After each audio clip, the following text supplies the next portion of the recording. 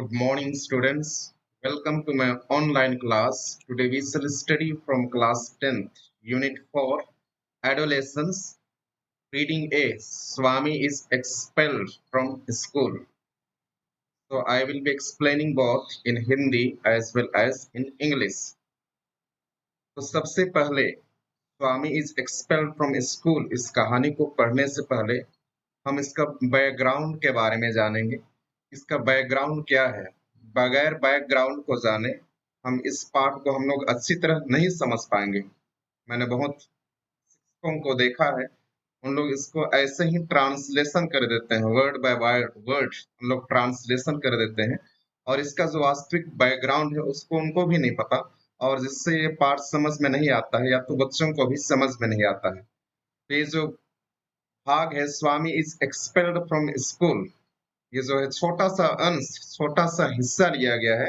जो लेखक है आर के नारायण, उसका जो नॉवल है, उपन्यास है, उसका Swami and friends, Swami and friends जो उपन्यास है उसी में से एक छोटा सा अंश, छोटा सा हिस्सा हमारे लिए यहाँ पढ़ने के लिए लिया गया है। Swami is expelled from school.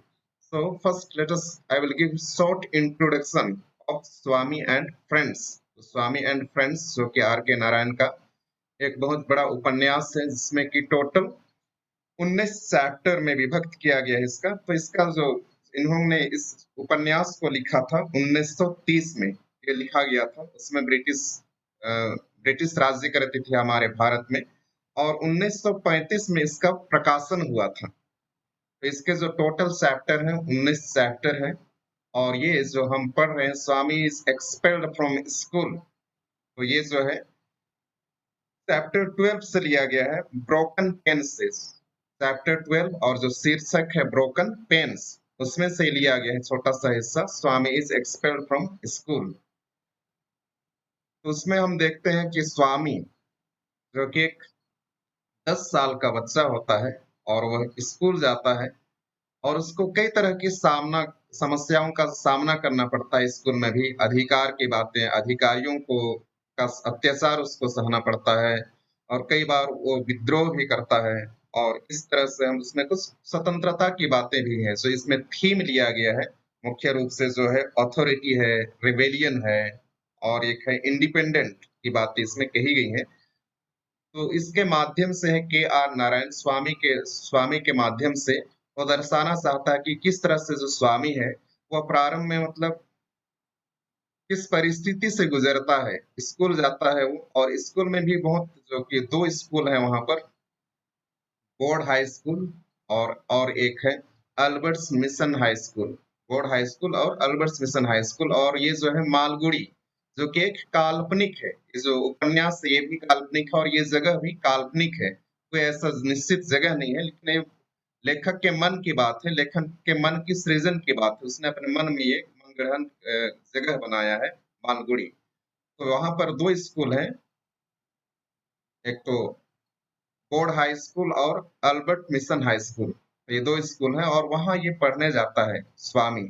और वहां का जो अल्बर्ट हाई स्कूल मिशन में वो पढ़ता है, और वहां के जो प्रधान पाठक है बहुत स्ट्रिक्ट हैं, और छोटी छोटी चीजें जैसे कि होमवर्क करके नहीं आना, समय पर स्कूल नहीं आना, या छोटी मोटी नटखट करने से भी उनको कड़ी से कड़ी सजा मिलती है, उनको मार भी मिलता है।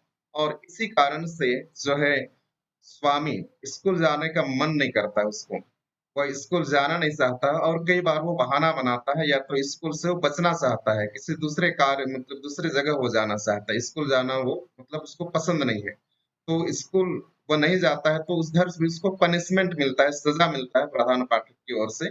और घर में भी जब स्कूल नहीं जाता है तो उसके पिताजी भी थोड़ा मतलब एक अनुशासन अनुशासन प्रिय है उनका पिताजी, और वो चाहते हैं कि बच्चा जो है घर में न रहे और अच्छे से अपनी पढ़ाई लिखाई करे, और किसी भी तरह का राजनीतिक दखल अंदाजी में वो भाग न ले। और उसके पिताजी भी, उसका नेचर इस तरह का है कि वो जो भारत की जो राजनीति है वह किसी भी तरह से मतलब उसमें वो उलझना नहीं चाहते हैं, उससे उससे कोई लेना देना नहीं। लेकिन वो एक स्वतंत्र व्यक्ति है, और वो चाहते हैं कि उसका बेटा भी अच्छी तरह से पढ़ाई करे और अपनी जो जिम्मेदारी है उसको निभाए, इस तरह वो चाहते हैं। तो दोनों तरफ से, स्कूल अगर नहीं जाता है स्वामी तो घर से भी उसको डांट मिलती है, तो इस तरह से मतलब उसको अत्याचार मतलब एक का अधिकार का सामना करना पड़ता है। और फिर हम देखते हैं कि मतलब जो व्यवस्था की गई है, क्योंकि उस समय क्या था, ब्रिटिश का शासन चल रहा था, तो इसको मतलब ये जो आर के नारायण है, स्वामी के माध्यम से वो चित्रण करना चाह रहा है भारतीयों की स्थिति क्या थी। जिस तरह से इस उपन्यास की शुरुआत में हम देखते हैं कि स्वामी जो है वह किस तरह से उनके बातों, जो भी कार्य विदेशियों के द्वारा, अंग्रेजों के द्वारा थोपा जा रहा था, उसको वह सहर्ष स्वीकार करता है, चुपचाप से उसका सहन करता है, विद्रोह नहीं कर पाता है प्रारंभ में। लेकिन बाद में हम देखते हैं कि वो बोलना सीख जाता है, अपने अधिकार, अपने हक इत्यादि को पहचानना सीखता है। और इस उपन्यास के अंत तक हम देखते हैं कि एक शब्द बोलता है कि वह, जब उसको स्कूल से निकाला जाता है, तो वो मतलब इतना जोर से मतलब बोलता है कि ये जो आपके स्कूल का मेरे को कोई परवाह नहीं, मैं इस गंदी स्कूल में पढ़ना नहीं चाहता हूँ। इस तरह के शब्द बोलता है, मतलब आखिरी तक वो मतलब बोलना सीख जाता है। तो हम भारत की भी तुलना करें तो भारत के प्रारंभ में जो है कई तरह से अंग्रेजों के थोपे कार्यों को या तो उनके द्वारा जो अत्याचार किया जा रहा था, उसको मतलब उन लोग चुपचाप से सहन करते जा रहे थे। लेकिन धीरे धीरे उनका मन में विद्रोह भी उत्पन्न हो रहा था और इसके कारण से उन्होंने एक संघर्ष करना शुरू किया कि आजादी के लिए, स्वतंत्रता की लड़ाई के लिए उन्होंने संघर्ष करना शुरू किया महात्मा गांधी के नेतृत्व में। और अंततः उनको आजादी मिली, भारत में उनको आजादी मिली। तो इस तरह से हम देखते हैं कि मतलब एक तुलना, मतलब किस तरह से आर के नारायण ने स्वामी के माध्यम से एक दिखाने का प्रयास किया है। तो ये तो छोटा सा इंट्रोडक्शन था स्वामी एंड फ्रेंड्स के बारे में।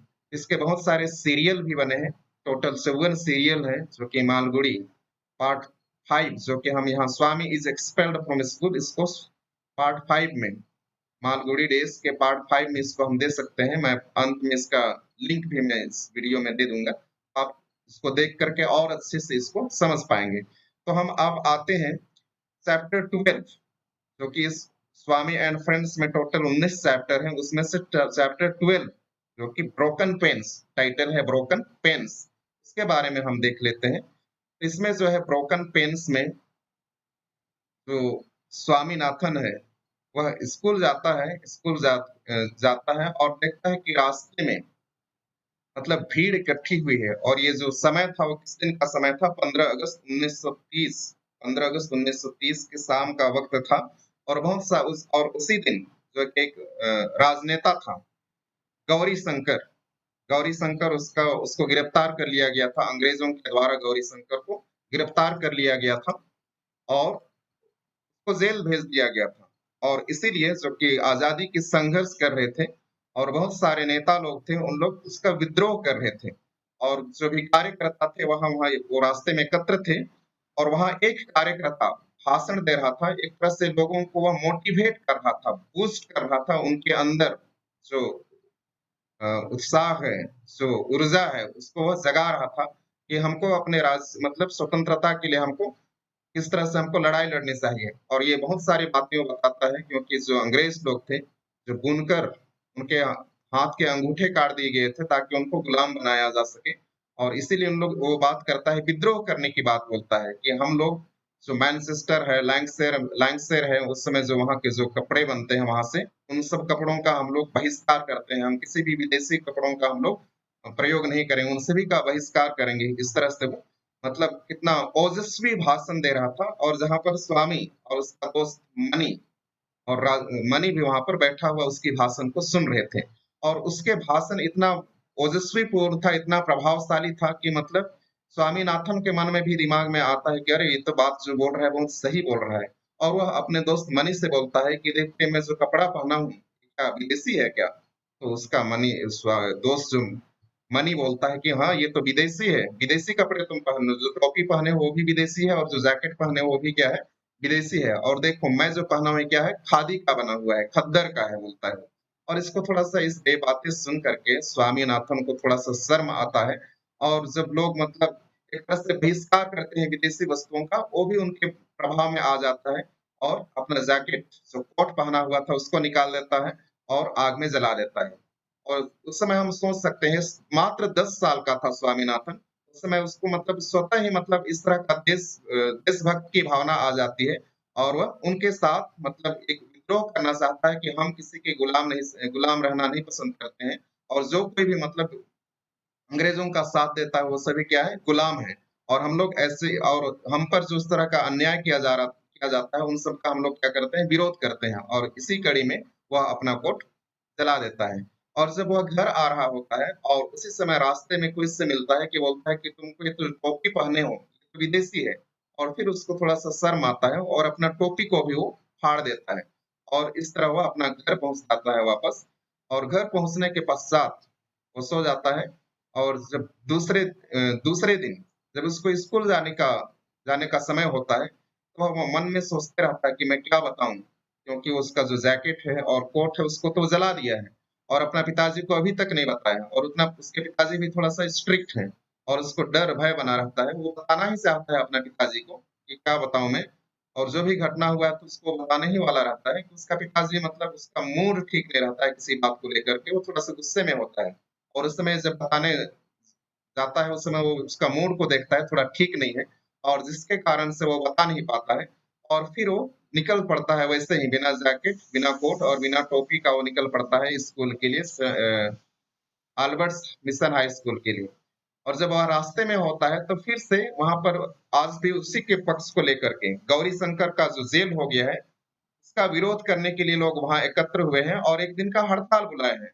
तो एक व्यक्ति आकर के पूछता है कि तुम कहाँ क्यों स्कूल जा रहे हो, स्कूल तो आज बंद है बोलता है। और तो यही चीज को तो मतलब अवसर था स्वामी के लिए, मतलब यही चीज अवसर था क्योंकि वहां स्कूल में भी जाकर के जाना पसंद नहीं करता था। कई बार वहां वो अपमानित हो चुका था, उसको पिटाई मिली थी घर काम पूरा नहीं करने के लिए या कई बार नटखट करने के लिए। और इसलिए वो स्कूल जाने से बचना चाहता था, तो उसके लिए एक बहुत सुंदर अवसर हो गया कि अभी स्कूल नहीं जाएगा वो। और वो इस भीड़ जो कि हम जानते हैं जिस तरह से जब कभी हड़ताल होता है तो ये लोग किस तरह से किसी भी चीजों को सरकारी संपत्ति को नुकसान पहुंचाते हैं, गाड़ी को जला देते हैं या कई तरह से इन लोग उत्पात मचाते हैं, उस भीड़ का ये हिस्सा बन जाता है कौन, स्वामी।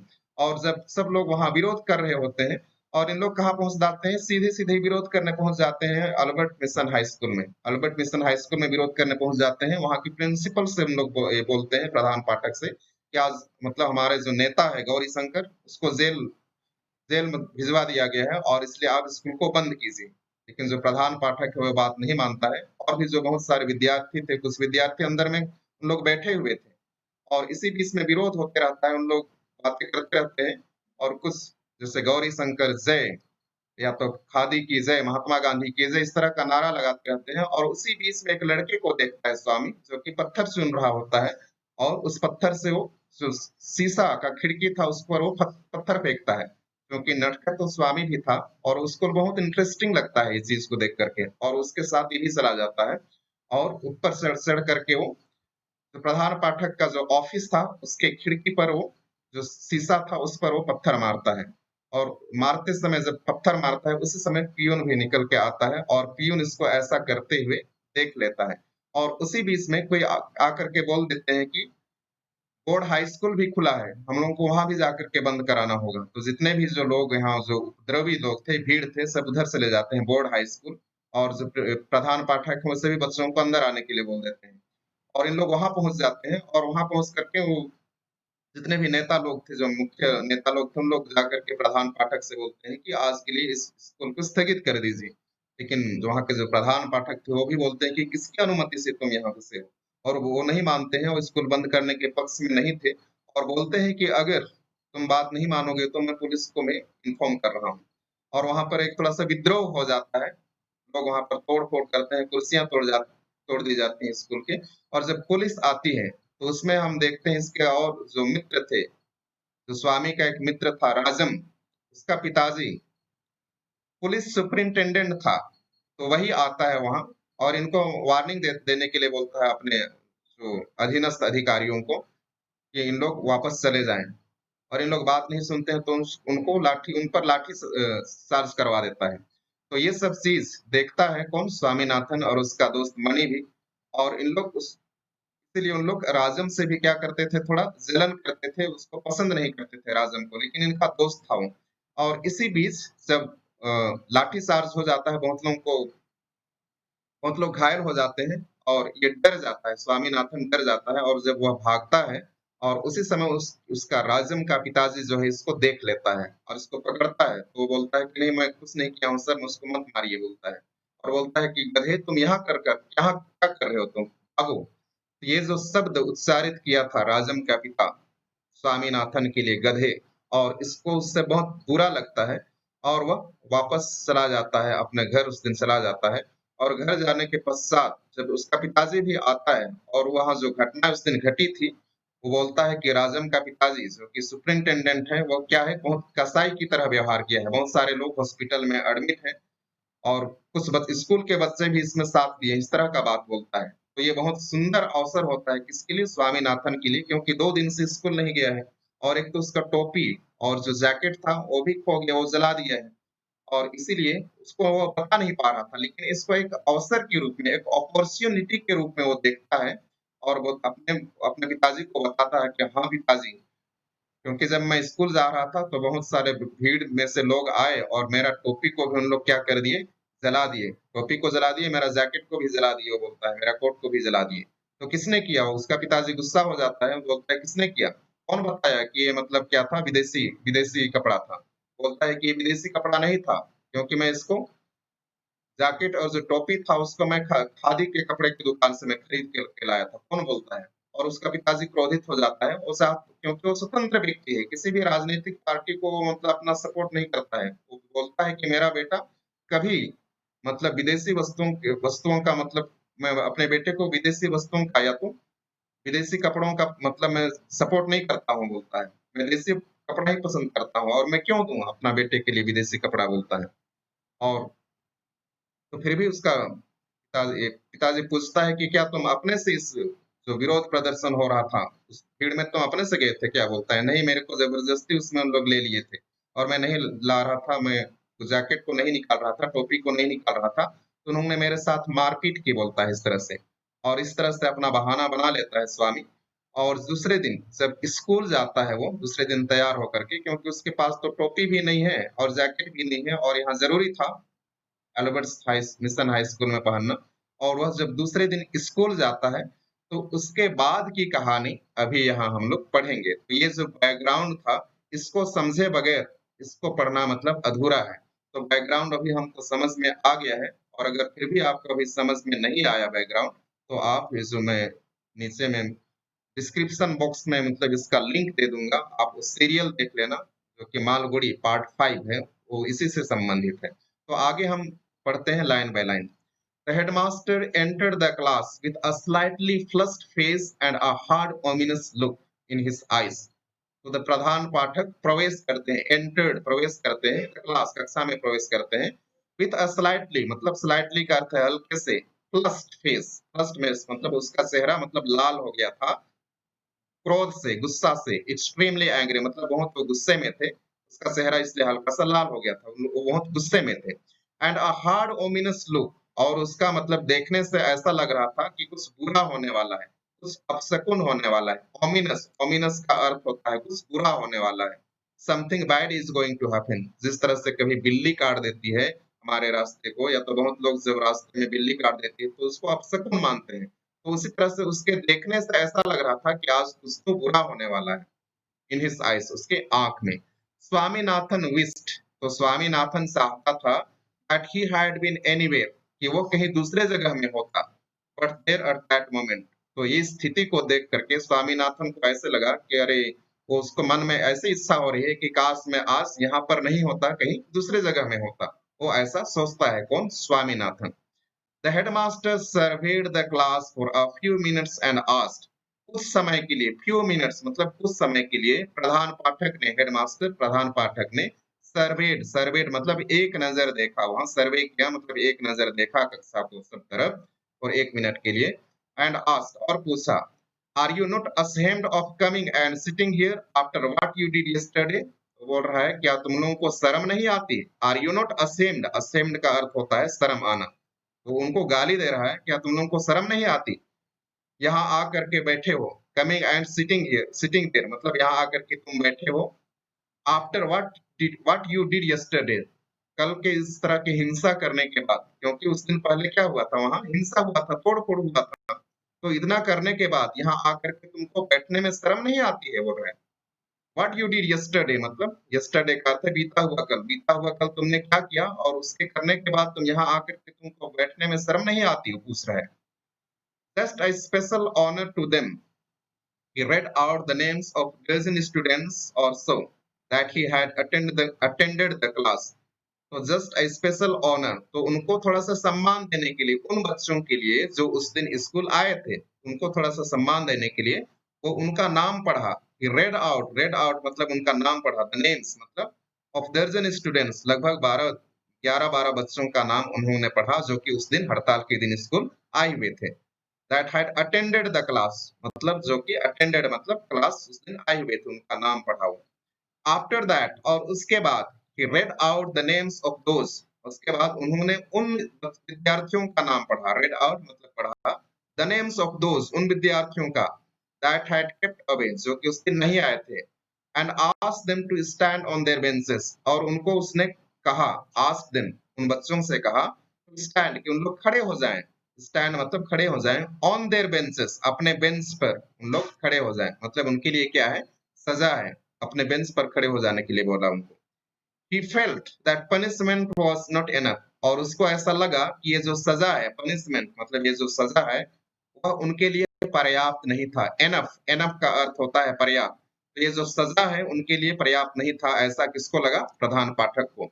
And asked them to stand on their desk, और इसीलिए उसने फिर उनको कहा, asked them का अर्थ है उन बच्चों को जो उस दिन स्कूल नहीं आए थे, उनको कहाँ खड़ा होने के लिए बोल दिया, डेस्क पर। शुरुआत में तो बेंच पर खड़े होने के लिए बोला, लेकिन उसके बाद में लगा कि ये सजा उनके लिए पर्याप्त नहीं है, फिर उनको कहाँ खड़े करने के लिए बोल दिया, डेस्क पर उन लोग खड़े हो जाए। Swaminathan was among them and humiliated at that eminence. तो स्वामीनाथन भी उन उन विद्यार्थियों में से था। among them मतलब उनके बीच में था, उन विद्यार्थियों में के बीच में था जिनको कि क्या किया गया था, डेस्क पर खड़ा किया गया था। felt humiliated at that eminence, eminence मतलब प्रतिष्ठा। तो वहां पर जितने भी जो प्रतिष्ठित बच्चे थे पूरे कक्षा के सामने, सबके सामने उस तरह का खड़ा किया जाना, स्वामीनाथन को क्या महसूस हुआ, ह्यूमिलिएटेड, उसको अपमानित महसूस हुआ। वह अपमानित महसूस किया सभी के सामने। एमिनेंस मतलब श्रेष्ठ बच्चों के सामने या तो सबके सामने उस तरह का खड़ा किया जाना, उसके लिए क्या महसूस हुआ, अपमानित महसूस हुआ। देन दे वेर लेक्चर्ड, और तब उनको लंबा चौड़ा भाषण दिया गया, मतलब गाली दिया गया थोड़ा देर के लिए उनको प्रधान पाठक की ओर से। When it was over, और जब गाली गलौज खत्म हो गया, over मतलब समाप्त हो गया, they were asked to offer explanation one by one, और तब उनको अवसर दिया गया कि उन लोग क्यों स्कूल नहीं आए थे, एक एक करके बताएं। ऑफर एक्सप्लेनेशन मतलब अपना कारण बताएं कि क्यों उन लोग स्कूल उस दिन नहीं आए थे। एक एक करके सब लोग से वो प्रधान पाठक क्या पूछ रहे हैं, कारण पूछ रहे हैं कि क्यों तुम स्कूल नहीं आए थे कल। One said that he had an attack of a headache.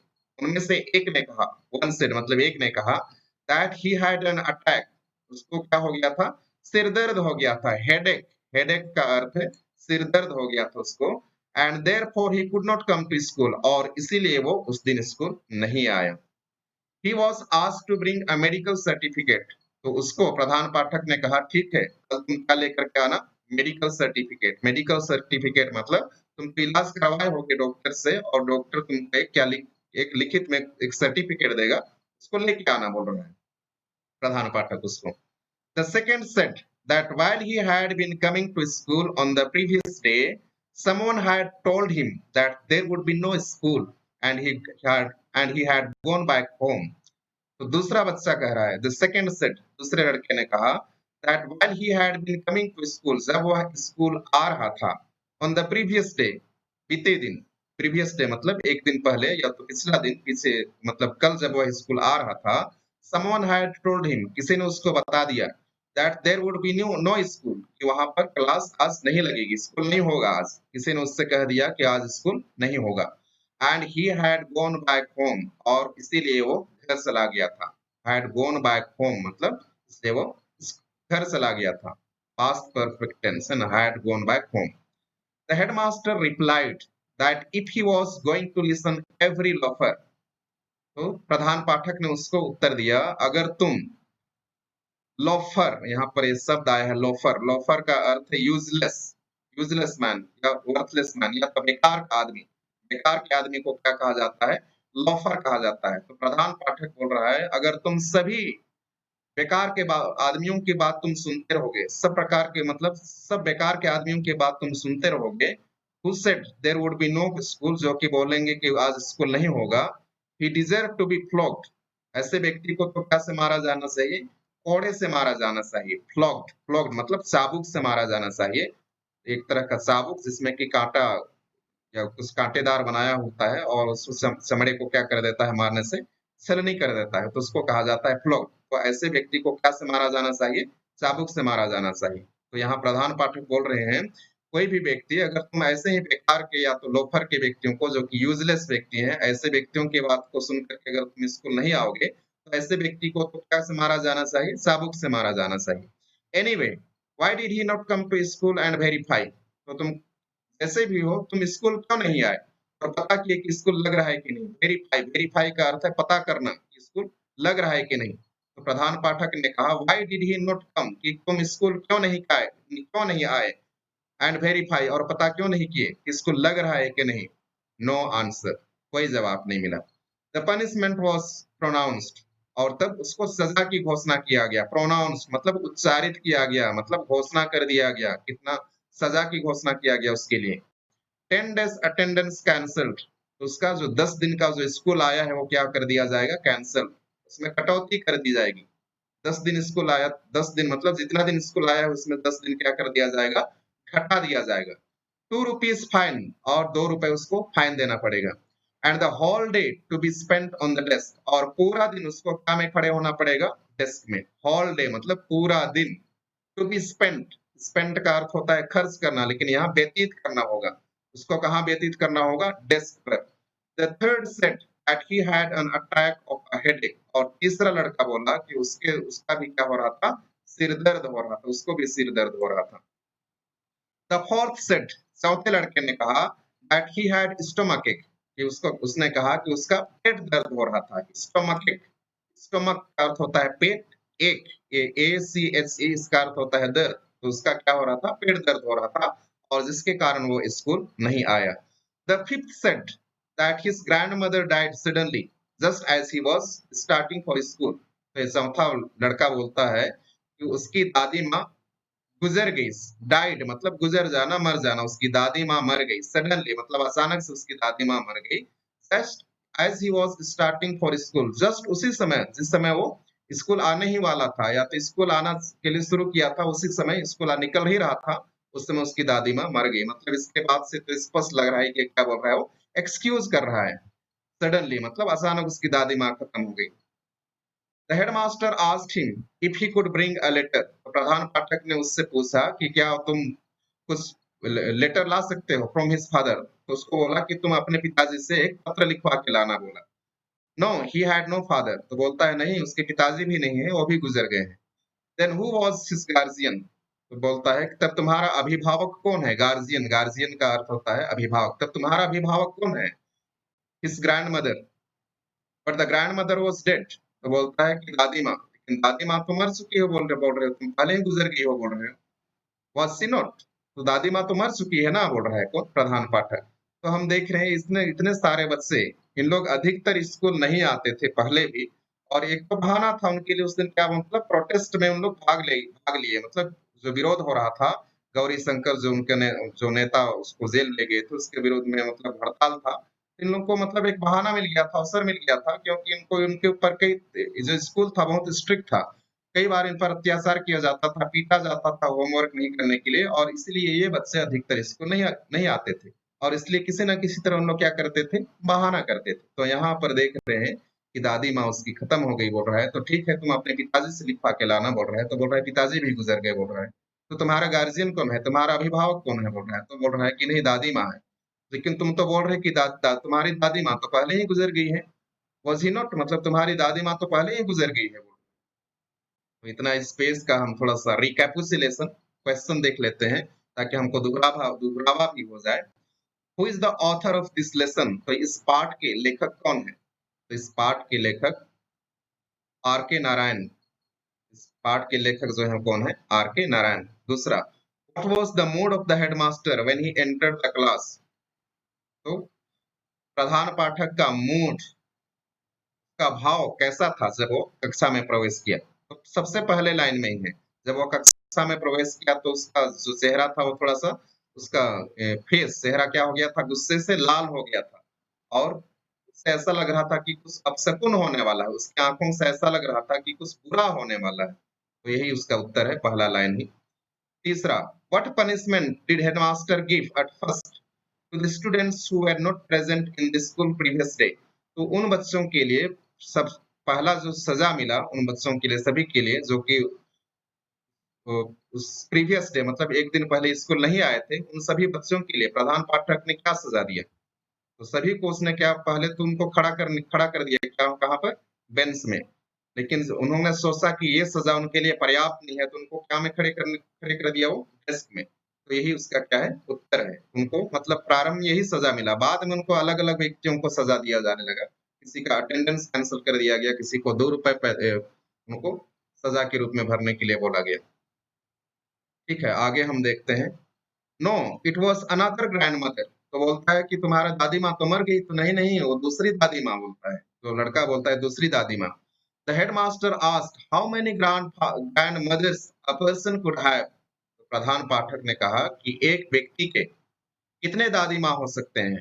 How many grand mother's मतलब कितने दादी माँ हो सकते हैं। अ पर्सन कुड हैव, पर्सन मतलब व्यक्ति, एक व्यक्ति के कितने दादी माँ हो सकते हैं बोलता है। नो आंसर, कोई जवाब नहीं मिला। Would he bring a letter from his neighbors? और इसीलिए वो थोड़ा सा कड़ाई से बोल रहा है, क्या तुम अपने पड़ोसियों से कुछ लिखवा के ला सकते हो, बोल रहे हैं। मतलब तुम अपने पड़ोसियों से लेटर लिखवा के लाना, बोल रहे हैं। नेबर्स, नेबर्स का अर्थ होता है पड़ोसी। तो अपने पड़ोसियों से तुम लेटर लिखवा के लाना, बोल रहे हैं। No he could not. तो बोल रहा है नहीं, मैं नहीं ला सकता हूँ। बच्चा बोल रहा है मैं नहीं ला सकता हूँ। None of his neighbours could read or write. तो बोल रहा है उसके पड़ोसी में कोई भी ना तो लिखना जानता है ना तो पढ़ना जानता है। नन ऑफ अस मतलब कोई भी नहीं। हिज नेबर्स उसके पड़ोसी में कुड रीड ना तो पढ़ सकता है और राइट नहीं लिख सकता है। Because he lived in a very illiterate part of Ellaman street. क्योंकि वह उस जगह में रहता था, उस क्षेत्र में रहता था, एलामन गली के उस क्षेत्र में रहता था जहाँ के लोग अधिकतर क्या थे, अनपढ़ थे। इलिटरेट मतलब पढ़े लिखे नहीं थे, अनपढ़ थे। तो एलामन गली के उस क्षेत्र में वो रहता था। Then the headmaster offered to send a teacher to this illiterate locality to ascertain from the boy's neighbors if the death of the grandmother was a fact. तब प्रधान पाठक अगला क्या कदम लेते हैं। Then the headmaster offered, तब उन्होंने सुझाया, प्रधान पाठक ने सुझाया कि वह एक शिक्षक को भेजेगा। To send a teacher, एक शिक्षक को भेजेगा to this illiterate locality, उस अशिक्षित क्षेत्र में एक शिक्षक को भेजेगा। टू असरटेन, असरटेन मतलब ये निश्चित करने के लिए, क्या निश्चित करने के लिए, फ्रॉम द बॉयज नेबर, ठीक है, मतलब लड़कों का जो लड़के का जो पड़ोसी है, पड़ोसियों से ये निश्चित करने के लिए, कंफर्म करने के लिए कि if the death of the grand mother was fact, दादी माँ का मृत्यु सच्चाई है या नहीं। तो उसको निश्चित करने के लिए वो क्या भेजेगा, एक शिक्षक को भेज देगा वहां पर उस गांव में, ताकि वो पता करके आए कि जो दादी माँ उसकी खत्म हो गई वो सही है या गलत है। ए पॉज, थोड़ा देर बच्चा रुकता है। सम पर्सपिरेशन, पर्सपिरेशन का अर्थ है टू पर्सपायर, मतलब पसीना छूटने लगता है। पर्सपिरेशन का अर्थ है वो बच्चे का पसीना, थोड़ा देर वो रुक जाता है, पसीना छूटने लगता है उस बच्चे का, क्योंकि वो झूठ बोल रहा है। And then he answer that the neighbours could not possibly know. और तब वो बोलता है नहीं नहीं सर, हमारे पड़ोस के लोग इस बात को नहीं जानेंगे। कुड नॉट नो, पॉसिबली संभवतः उनको पता नहीं होगा, नो मतलब जानकारी नहीं होगा, anything about me, about it, कि मेरी दादी माँ स्वर्ग सिधर गई है, इसके बारे में मेरे पड़ोसियों को संभवतः जानकारी नहीं होगा, बोल रहे हैं। क्यों जानकारी नहीं होगा, since the grand mother died in the village, क्योंकि दादी माँ जो है जहाँ पर मैं रहता हूँ वहां नहीं मरी है, लेकिन वो तो गांव में मरी है, गांव में मरी है, इसलिए जहाँ मेरे पड़ोस में उनको इसकी जानकारी भी नहीं होगी, बोल रहे हैं। The headmaster hit him on the knuckles.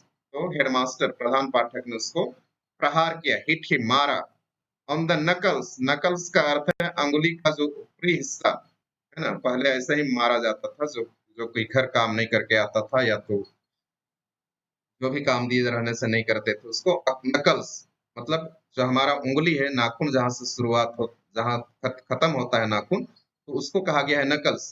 अंगुली का ऊपरी हिस्सा को कहा गया है नकल्स, तो उसमें वो मारता है उसको। विथ हिज केन, केन का अर्थ है अपने बेत से, called him a street dog, और उसको बोलता है गली का कुत्ता। स्ट्रीट डॉग मतलब गली का कुत्ता, मतलब उसको गाली भी दे रहा था और पीट भी रहा है। And pronounce the punishment 15 days suspension, और उसको घोषणा करता है, प्रोनाउंस उच्चारित करता है, पनिशमेंट सजा की घोषणा करता है उसके लिए। कितना दिन का सजा? 15 डेज सस्पेंशन, 15 दिन के लिए निलंबित। सस्पेंशन मतलब सस्पेंड ना, उसी से सस्पेंशन आया है। 15 दिन के लिए उसको निलंबित कर दिया स्कूल से, मतलब 15 दिन वो स्कूल अभी उसको आना नहीं पड़ेगा। When स्वामीनाथन टर्न केम, जब स्वामीनाथन की पारी आई, टर्न, टर्न का अर्थ है यहाँ पारी, जब स्वामीनाथन की पारी आई, he looked around helplessly, वह चारों ओर देखने लगा असहाय होकर, helplessly मतलब असहाय होकर वो इधर उधर चारों ओर देखने लगा। राजम sat on the third bench in front, राजम जो कि उसका दोस्त है, और एक उसका दोस्त था मनी, लेकिन राजम जो है दोस्त है, और जिसका पिताजी क्या था? पुलिस सुपरिंटेंडेंट है। पुलिस सुपरिंटेंडेंट वो third line sat on the third bench in front, तो सामने का तीसरा बेंच में वो बैठा था, जहां पर स्वामीनाथन बैठा था उससे आगे तीसरे बेंच में कौन बैठा था? राजम बैठा हुआ था। एंड अब एंड रिजोल्यूटली लुक्ड अवे, और वो रिजोल्यूटली मतलब दृढ़ता से, रिजोल्यूटली मतलब दृढ़ता से वो दूर देख रहा था, लुक्ड अवे मतलब दूर देख रहा था वो। He was gazing at the black board intently, और वो ब्लैक बोर्ड की तरफ एकटक देख रहा था। इंटेंटली मतलब जो राजम है वो स्वामीनाथन की तरफ नहीं देख रहा था, वो ब्लैक बोर्ड की तरफ एकटक वो देख रहा था। बट येट, फिर भी, the back of his head and the pink ears were visible, फिर भी विजिबल टू स्वामीनाथन, लेकिन इसके बावजूद भी बैक ऑफ हिज हेड, उसका सिर का पिछला हिस्सा, बैक ऑफ हिज हेड मतलब उसके सिर का पिछला हिस्सा, एंड द पिंक ईयर्स, और उसके कान, गुलाबी कान, और उसके गुलाबी कान मतलब दिखाई दे रहे थे, विजिबल मतलब दिखाई दे रहे थे किसको? स्वामीनाथन को। It was an intolerable site, और ये मतलब स्वामीनाथन के लिए मतलब ये जो दृश्य था वो बहुत असहनीय था। इसको मतलब वो टॉलरेबल मतलब सहन करना, इनटॉलरेबल मतलब उसको सहन नहीं कर सकता था। इनटॉलरेबल साइट, क्यों सहन नहीं कर सकता था? क्योंकि पता है ना, क्योंकि ये जब प्रोटेस्ट में भाग लिया था, विरोध में भाग लिया था कौन? स्वामीनाथन, तो उसी का पिताजी इसको क्या किया था? पकड़ा था, और उसको क्या बोला था? डोंकी, गधा बोला था, और यहाँ से भागो बोला था, और उससे वो काफी नाराज था।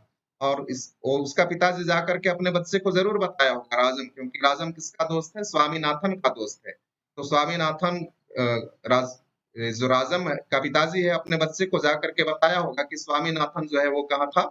प्रोटेस्ट में था, और वही इसलिए उसको कहा अभी डर लग रहा है, और इससे वो मतलब उसको देखना नहीं चाह रहा है, किसको? राजम को, अपने दोस्त राजम को। इनटॉलरेबल साइट मतलब ये जो दृश्य था उसके लिए असहनीय था। Swaminathan was in acute suspense lest that head should turn and fix its eyes on his, तो Swaminathan was in acute suspense, तो स्वामीनाथन की स्थिति ऐसी थी कि मतलब वो संदेह में था। सस्पेंस मतलब उसको ये शंका हो रहा था कि ये जो राजम है वो अपना सिर ना घुमाए और उसको ना देखे, है ना? अगर ऐसा देख देगा तो और भारी दिक्कत हो जाएगी। तो वो यही चाह रहा है स्वामीनाथन। एक्यूट सस्पेंस मतलब इसको शंका हो रहा था कि कहीं देख ना दे कौन? राजम पीछे मुड़ के किसको ना देख दे? स्वामीनाथन को देख ना ले। वो इस ऐसी शंका में था। दैट शुड टर्न मतलब मुड़े, एंड फिक्स इट्स आईज, और अपना आंख फिक्स कर ले ऑन हिज, मतलब ऑन हिज मतलब स्वामीनाथन के आंखों पर आंख मिला के देख ले, ऐसा ना हो। कौन सोच रहा था? स्वामीनाथन। क्यों? अगर ऐसा करते हुए देख लेगा तो उसका हाव भाव बदल जाएगा, किसका? स्वामीनाथन का। और प्रधान पाठक को शक हो जाएगा कि राजम जो है जरूर इसके बारे में कुछ जानता है, तो उसके बाद जो घटना हुई है वो जो फैक्ट है, सच्चाई वो निकल करके सामने आ जाएगी, इसका डर था उसको। He felt that he would drop from the desk to the floor if that happened, तो स्वामीनाथन बोल रहा है अगर मान लो राजम पीछे मुड़ करके उसके आंखों में आंखें डाल करके देखता है, तो he felt जैसे उसको लगा that he would drop, कि वह गिर जाएगा फ्रॉम द डेस्क, कहां से गिर जाएगा? डेस्क से गिर जाएगा, टू द फ्लोर मतलब डेस्क से वो फर्श पर गिर जाएगा। इफ दैट हैपेंड, अगर वो ऐसा होता है तो, अगर मान लो कि राजम पीछे मुड़ करके देखता है और उसके आंखों में आंखें डाल करके देखता है, तो वो डेस्क से कहाँ गिर जाएगा, फर्श पर, अगर ऐसा होता है तो। The pink years The pink ears, three benches of made him incapable of speech. तो द पिंक ईयर्स, तो ये जो उसका गुलाबी कान दिखाई दे रहा था किसका, राजम का, थ्री बेंचेस ऑफ, जो कि उससे तीन बेंच आगे था, made him incapable of speech, उसको देख करके वो इनकेपेबल ऑफ स्पीच, मतलब वो बोल नहीं पा रहा था, उसका मुंह बंद था, क्योंकि अगर कुछ भी बोल देगा तो हो सकता है वो सच्चाई को क्या कर देगा, बता देगा, कौन, राजम, और इसलिए वो स्पीचलेस था, बोल नहीं पा रहा था, कौन, Swaminathan. If only somebody would put a black board between his eyes and those pink ears, और उसको लग रहा था कि मान लो अभी कोई उनके बीच में है ना, जो ये पीले रंग गुलाबी रंग का जो कान उसको दिखाई दे रहा है, उसके और स्वामीनाथन के बीच में कोई ब्लैक बोर्ड ला करके रख दे, ताकि वो इस गुलाबी रंग के कान को ना देख पाए, उसे ऐसा महसूस हो रहा था, किसको, स्वामीनाथन को। If only somebody would put a blackboard between his eyes and those pink ears, मतलब उन दोनों के बीच में मान लो कोई उसको ब्लैक बोर्ड रख दे, और ताकि दोनों एक दूसरे को न देख पाए, ऐसा महसूस हो रहा था। He was deaf to the question that the headmaster was putting to him. तो अभी ध्यान नहीं दे रहा था, क्योंकि उस दूसरा चीज में खोया हुआ था। He was deaf, मतलब वो बहरा हो गया था, मतलब ध्यान नहीं दे रहा था। The question, उन सवालों का जवाब नहीं दे रहा था, that the headmaster was putting to him, जो कि प्रधान पाठक उससे पूछ रहे थे, सवालों का बौछार कर रहे थे, उन सवालों का जवाब स्वामीनाथन नहीं दे रहा था। A rap on his body from the headmaster's cane brought him to himself. A rap मतलब एक बेत उसको पड़ा, एक डंडा उसको पड़ा, on his body, उसके शरीर पर पड़ा, from the headmaster's cane, प्रधान पाठक के बेत से एक डंडा पड़ा उसके शरीर में, brought him to himself, तब उसको क्या आया, होश आया, तो क्योंकि वो खोया हुआ था, वो सोच रहा था, जब उसको एक डंडा पड़ता है तो अपने अपने आप में वो आ जाता है, उसको होश आ जाता है। Why did you keep away yesterday? asked the headmaster, looking up. तो प्रधान पाठक ने उससे पूछा, कल कल तुम क्यों नहीं आए थे? तो लुकिंग अप, ऊपर देखते हुए प्रधान पाठक ने कहा, क्योंकि स्वामीनाथन कहाँ खड़ा है, डेस्क के ऊपर खड़ा है, तो क्योंकि प्रधान पाठक नीचे है, और उससे इसलिए पूछ रहा है, कल तुम क्यों नहीं आए थे, प्रधान पाठक ने पूछा उसको ऊपर की ओर देखते हुए। Swaminathan's first impulse was to protest that he had never been absent. तो स्वामीनाथन का मन तो कर रहा था, इम्पल्स, उसके मन में ये बातें आ रही थी सब शुरुआत में, तो कि वह विरोध करे, तो प्रोटेस्ट मतलब विरोध करे, क्या का विरोध करे, that he had never been absent, वो ये बोले कि वो तो कभी absent ही नहीं रहा है, रोज दिन स्कूल आ रहा है, ऐसा बोले, उसके मन में तो ऐसा ख्याल आया। But the attendance register was there, लेकिन अटेंडेंस रजिस्टर वहां पर था, जिसमें कि रोज दिन क्या होता था, अटेंडेंस होता था। No, no, I was stoned. I tried to come, but they took away my cap and burned it. Many strong men held me down when I tried to come. When a great man is sent to Gaul, I am surprised to see you, a slave of the Englishmen. Didn't they cut off Dhaka Muslim, slave of slaves? These were some of the disjointed explanations which streamed into his head. तो वह अभी अपने मन में सोच रहा है, no no I was stone, तो अभी क्या बताऊंगा, वो सोच रहा है अपने मन में, जितना भी है जो अभी मैंने पढ़ा, ये सब उसके मन में चल रहा है। No no I was stone, तो बोल रहा है कि मैं कैसे बताऊं प्रधान पाठक को, क्या मैं बोलूं कि मेरे को पत्थर से मारा गया था, आई वॉज स्टोन, क्या मेरे को पत्थर से मारा गया था। आई ट्राई टू कम, मैंने आने का प्रयास किया, but they took away my cap, मैं आने का प्रयास किया, लेकिन उन्होंने मेरे टोपी को छीन लिया, ले गए, एंड बर्नट इट, और भी जला दिए। Many strong man held me down when I tried to come, और बहुत ताकतवर लोग, स्ट्रॉन्ग मैन मतलब ताकतवर लोग हमको पकड़ लिए थे, हेल्ड मी डाउन, मेरे को पकड़ लिए थे, मेरे को पकड़ लिए थे। when I tried to come, जब मैंने आने का प्रयास किया। when a great man is sent a goal, और जब एक महान व्यक्ति को, ग्रेट मैन मतलब महान व्यक्ति को कहाँ भेज दिया गया, जेल भेज दिया गया, गौल, गौल का अर्थ है जेल भेज दिया गया। I am surprised to see you a slave of Englishmen, तो बोलता है मेरे को आश्चर्य होता है कि तुम अंग्रेजों के क्या हो, गुलाम हो। डिडंट दे कट ऑफ, क्या उन लोग, हम लोग के जो जुलाहे थे, उनके अंगूठों को नहीं काटा, ढाका मुस्लिम, स्लेव्स ऑफ स्लेव, तुम तो गुलामों के गुलाम हो। These were some of the disjointed explanation, इस तरह का कुछ मतलब पूरी तरह से व्याख्या नहीं कर पा रहा था, लेकिन ये सब उसके क्या थे, वर्णन थे, which streamed into his head, उसके मन में ये विचार आ रहे थे, and which even at the moment he was discreet enough not to express, और उस सन in the at that moment, और उस सन में वो इतना मतलब सूझबूझ से काम ले रहा था। डिस्क्रीट मतलब इतना चालाकी से काम ले रहा था जो कि इसको प्रधान पाठक के सामने नहीं बोला। नॉट टू एक्सप्रेस मतलब वो उसके सामने नहीं बोला। He had wanted to mention a headache, सिर दर्द मेरा, मेरे सिर में सिर दर्द है वैसा बोलना चाह रहा था। But he found to his distress that others beside him had one, लेकिन इसमें भी उसको कुछ दुख पहुंचता है, क्योंकि उसके बगल में जो लोग थे उन लोग इसको पहले ही उन लोग बोल दिए थे कि उनका सिर दर्द हो रहा था। द हेडमास्टर शाउटेड, तो प्रधान पाठक ने उसको चिल्लाया, won't you open your mouth, तुम अपना मुंह नहीं खोलोगे। he brought me he brought the cane sharply down on Swaminathan's right shoulder, और इतना बोलने के बाद बहुत तेजी से शार्पली डाउन अपना बेत को स्वामीनाथन के राइट शोल्डर्स, दाहिने कंधे पर, शोल्डर का अर्थ होता है कंधा, दाहिने कंधे पर उसको एक बेत मारा। Swaminathan kept staring at the headmaster, तो स्टेरिंग का अर्थ है घूरना। स्वामीनाथन घूरते रहे किसको, प्रधान पाठक को। विथ टीयरफुल आइज, उसके आंखों में आंसू आ गया था। टीयरफुल मतलब अपने टीयर, आंखों में आंसू लिए हुए। Massaging with his left hand, massaging मतलब मालिश करते हुए, क्योंकि जहां डंडा पड़ा उसको मालिश करते हुए अपने बाएं हाथ से उसको मालिश कर रहा है। स्पॉट उस जगह को, वेयर द केन लेड, जहां पर डंडा पड़ा था। I will kill you if you keep on steering, मैं तुमको मार डालूंगा अगर तुम इसी तरह मुझको घूरते रहे तो, बोल रहा है। Without answering my question, without answering my question cried the headmaster, अगर मेरा प्रश्न का जवाब दिए बिना अगर तुम इसी तरह से मेरे को घूरते रहे तो मैं तुमको क्या करूंगा, मार डालूंगा। I couldn't come, stammered Swaminathan, तो बोल रहा है नहीं नहीं मैं नहीं आ पाया, हकलाते हुए, स्टैमर्ड मतलब हकलाते हुए स्वामीनाथन ने कहा। इज दैट सो, बोल रहा है ऐसी बात है। आस्क्ड द हेडमास्टर, तो प्रधान पाठक ने कहा। And turning to boy said, और लड़के की तरफ मुड़ते हुए कहा, ब्रिंग द पियून, दूसरे लड़के की तरफ मुड़ते हुए कहा कि पियून को बुलाओ, चपरासी को बुलाओ। Swaminathan thought, what is he going to ask the peon to thrash me, तो स्वामीनाथन को लगा कि क्यों वो पियून को बुला रहा है, कि वह हमको पियून से पिटवाएगा। थ्रैश मी, थ्रैश मतलब क्या हमको पियून से पिटवाएगा।